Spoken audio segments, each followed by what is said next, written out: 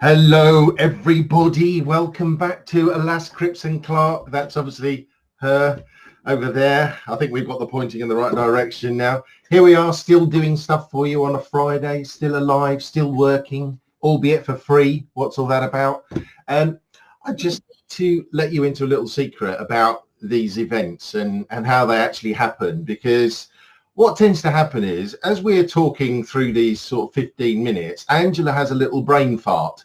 And what happens is she comes up with an idea and she says, oh, we'll do that next week. And it isn't anything that we've discussed or decided upon, which is why sometimes you might see a little bit of shock on my face. So, Angela, what did you blurt out last week then? Well, first of all, hello, cats and kittens. How about you? I had to do it. So the word last week that popped into my head was community, which was prompted from the fact that I was pushing the COVID arms. So it was a bunch of comedians coming together that were doing it from their own homes. Actually, one guy did it from his shed and he was standing up and he was a bit tall.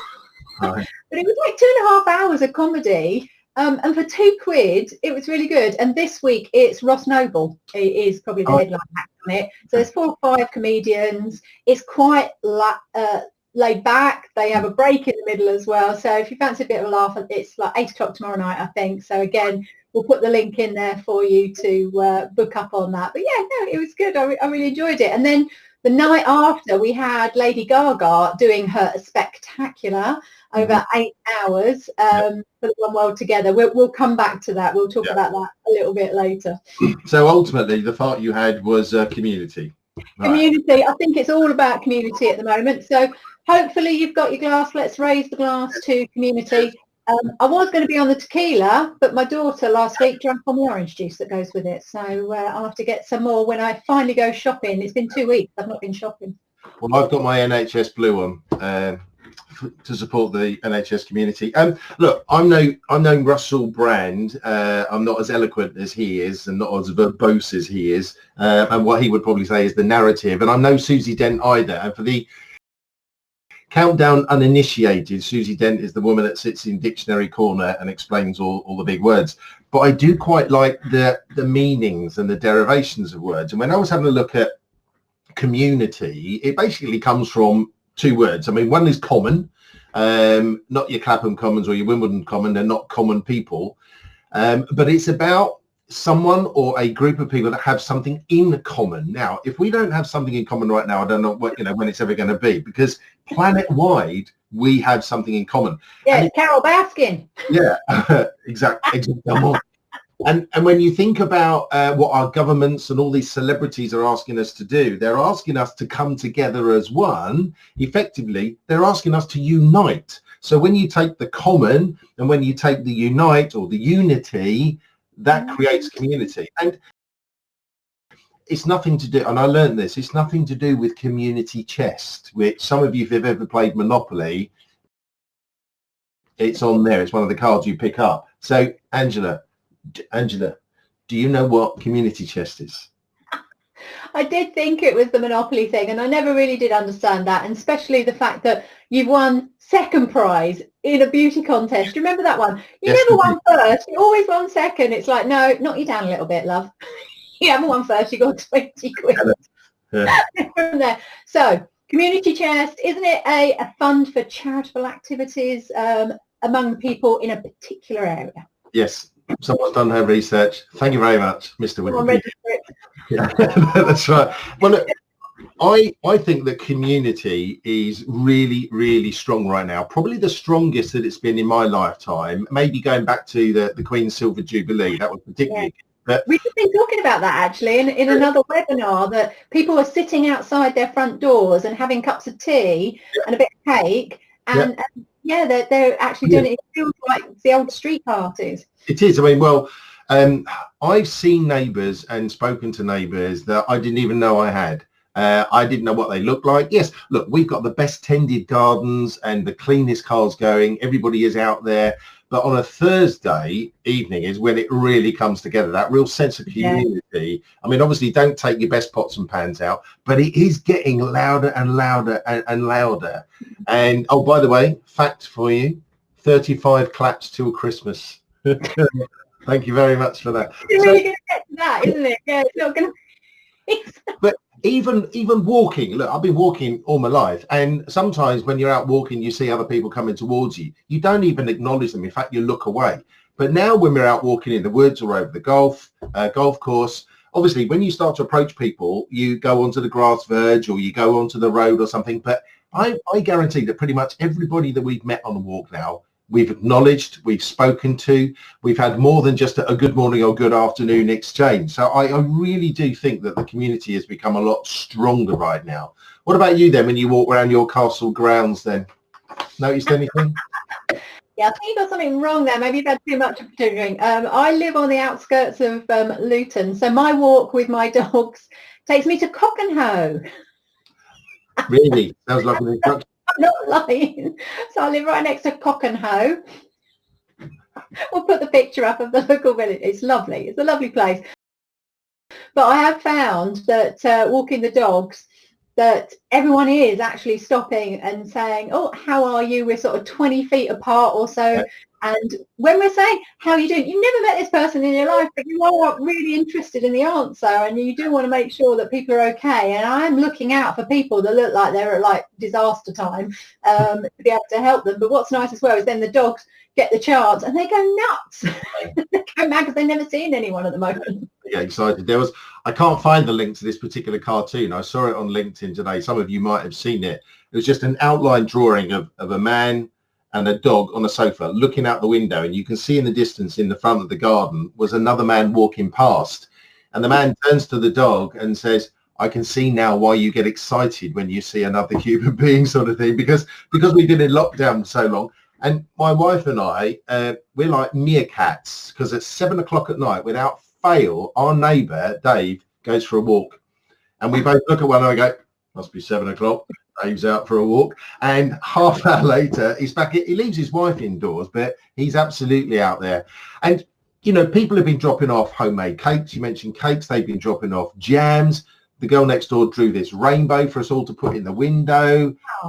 You know, no one's been dropping off any sort of bottles of beer or champagne yet, so we need to get that sorted out. Some cheeky what's it put a leaflet through my door saying, if you need help with your shopping or picking anything up. I thought, you cheeky bugger, I'm Mr. Recruiter Fit. I can do my own shopping. Thank you very much. You really got that.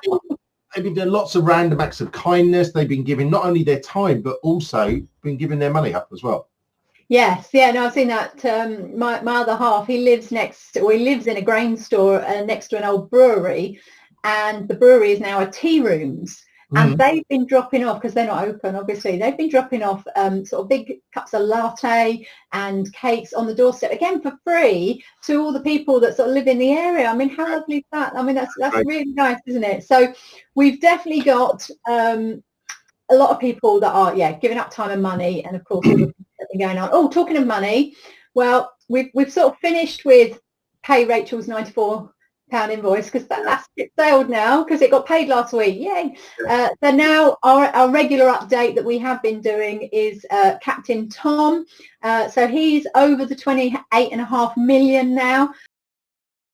I've just paid the 99p for his song. Whether I will ever play it, I like Michael Paul, he's all right, but unfortunately he looks exactly like my ex-husband, so it's sort of as I look at him. But he's definitely, I'm really hoping that song gets him a number one when we get to Thursday, because it'll be on Friday, won't it? But Thursday is his 100th birthday, so wouldn't that be amazing for him as well? So if you haven't bought it yet, pushing that, please go and buy some song. Yeah, I mean, there has been a parody of the David Bowie Space Oddity song. I said this to my middle daughter. I said, oh, it's a parody of Space Oddity. She said, well, what song is that? I said, David Bowie. She said, he hasn't got a song called Space Oddity. I said, it's the Major. Oh, I thought it was called Major Tom. I did until he died, actually. I always thought it was Major Tom, yeah. We put the link on, and we'll put the link on when we send out the video. But the lyrics have been changed, obviously, for Captain Tom. And if you thought my Prince Philip was bad, have a listen to this. I'm not even going to attempt it, but I'm just going to pull out some of the lyrics that this guy has used. He says, ground control to Captain Tom. Oh. Go and get your walker and put your medals on. Commencing start of walkathon. And I tell you what, when you watch it, it's better singing than that. When you watch it, it actually brings a bit of a lump to your throat. So look, he's become a bit of a celebrity in his own right. So well done, Tom. And well, hopefully then Michael Ball, because he's got a big following that from a celebrity. But talking about celebrities, oh my God, there's been so many. So I've got to talk about the big night in last night. I did a webinar earlier and everyone had forgotten about it. We're all in our worlds. They're like, I'm at home all the time. I'm doing nothing. How the hell did I miss it? Which is sort of where we come in really, because at the end of the week, we review what's made us laugh and what's been great. And we sort of give you a heads up what's coming at the weekend as well. And we put all the links into the webinar. So you've got a chance to catch up on these things, but you've got to watch the big night in. There were some amazing things on there. So you had Little Britain come back. Yeah. And my favourite on that was Matt Lucas playing The Only Gay in the Village and talking to Mafanui. And of course, Mafanui's Ruth Jones as well. So it's like, oh my God, I'd forgotten that. And instead of like a Mohican on his head, he had a brush, like a big brush that would be super pretty, and he looked amazing. So Little Britain coming back together 10 years later, and they just had like homemade stuff, and you could tell who the person was, but it just looked so funny. And then you got the Vicar of Dibley, so she was doing her bit, and that was very relevant. My favourite of the night definitely was Catherine Tate as Laura. Am I bothered? Does my face look bothered? Am I bothered?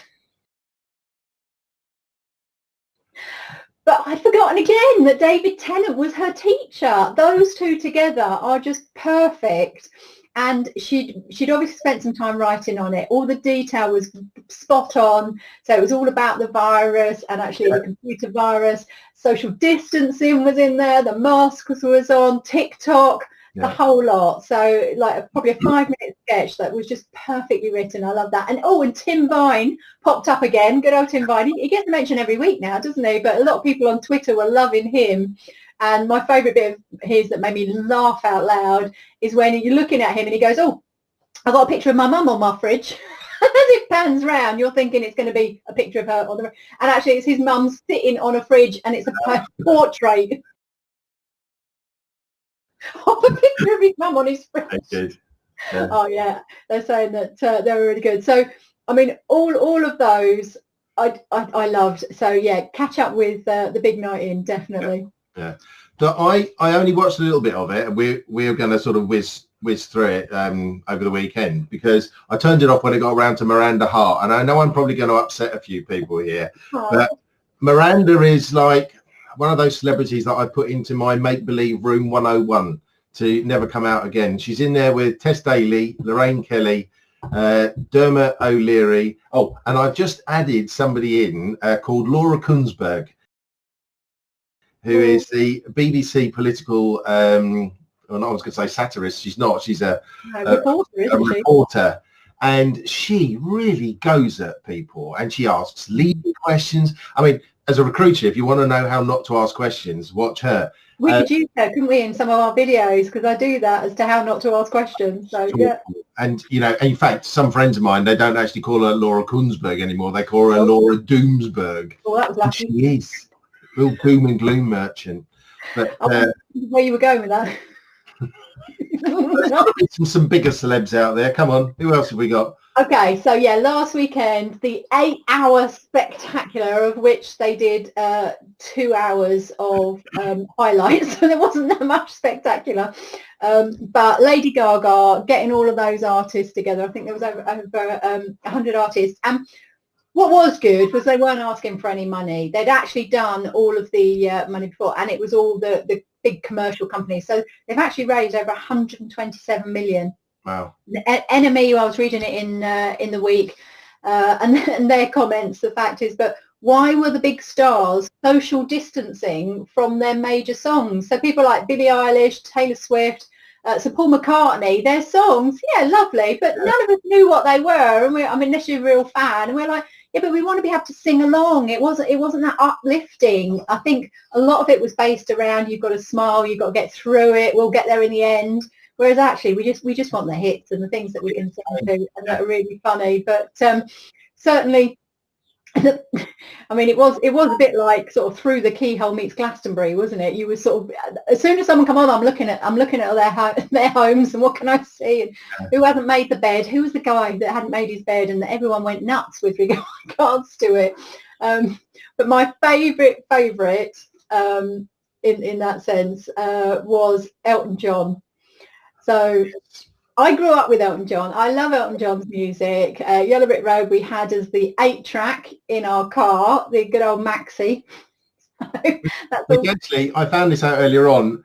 It's something else we had in common in our part. I used to own an Austin Maxi, and the guys down at the hockey club used to really rip into me because they used to say, it's like driving 2 sofas on wheels, but it's the only car I could work on underneath without jacking it up. It was so high off the ground and terrible on corners. Terrible.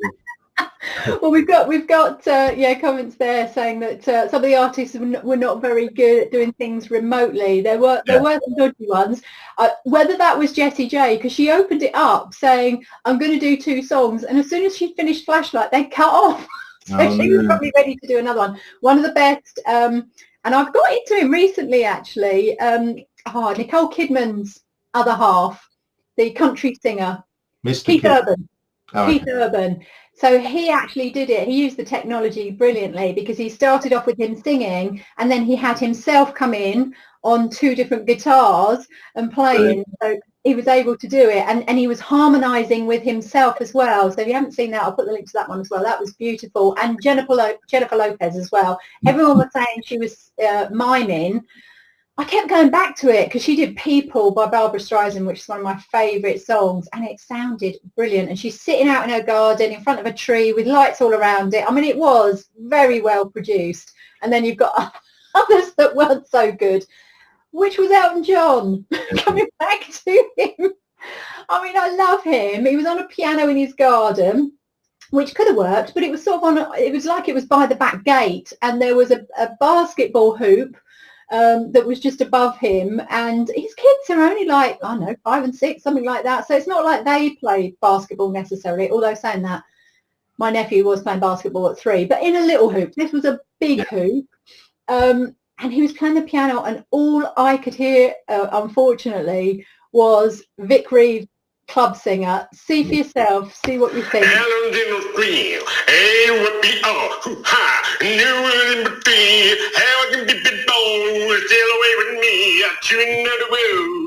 Right. So that is Vic Reeves. Got Elton John. That is Elton John. This is Elton John last night.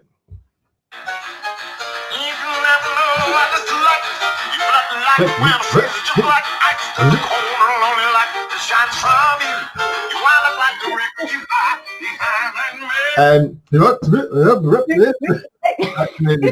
cutting the words off at the end. Really. Listen to it. Honestly, all you can hear now is Vic Reeves from Shooting Stars doing the Club Singer, and I'd forgotten as well. Matt Lucas back again from Little Britain. He was George Dawes. He was only 18 when he played the drums while he was singing. So it's like George Dawes, coming back. They're all coming back. Well, okay. The thing is, this links into something else, which is all about the collaboration. You know, we're doing a lot more collaborating right now with our neighbours, friends, colleagues. There seems to be a lot more sort of online community collaborating.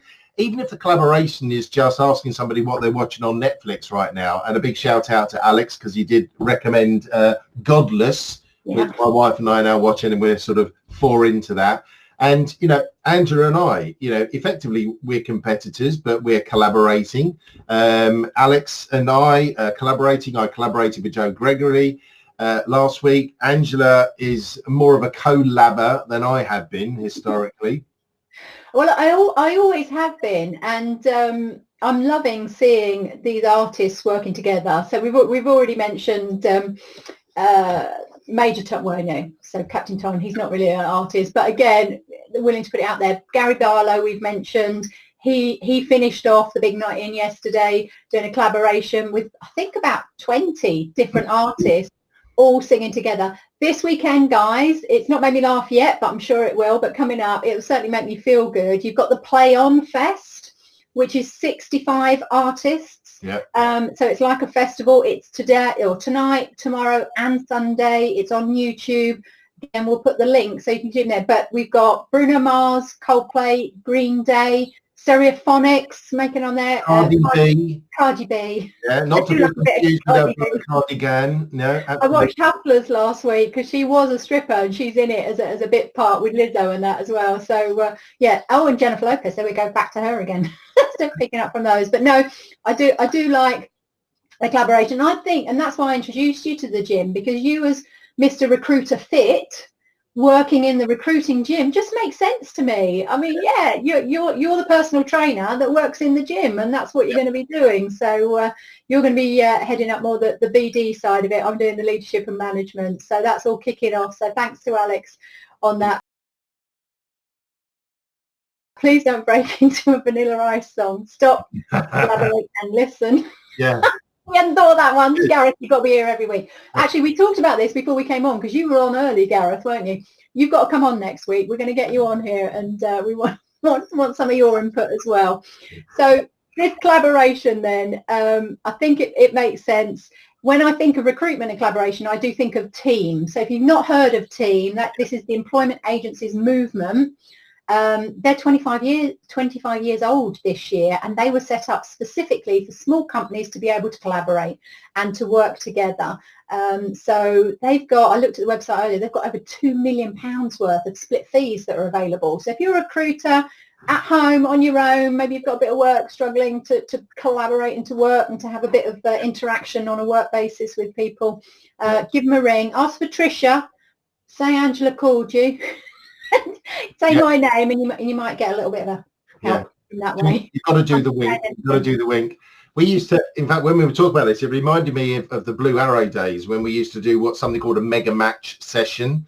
So basically, either the perm or the contract recruiters would get together from different branches within the same sort of region, and we just hold a job spec up and say, right, I've got this job for, hey, whatever it was. Has anyone got any candidates? And it was literally CVs being thrown across the desk, because we would rather have the split fee and have it still within Blue Arrow as opposed to lose it out to the half a fee better than no fee. Yeah, that's always our premise. So look, this session has been all around community, and make sure you say it and spell it right. And it's not commutiny, because we don't want a mutiny. We've actually got to be in this together. We've got to stay strong. We've got to be positive. We've got to collaborate. We've got to share.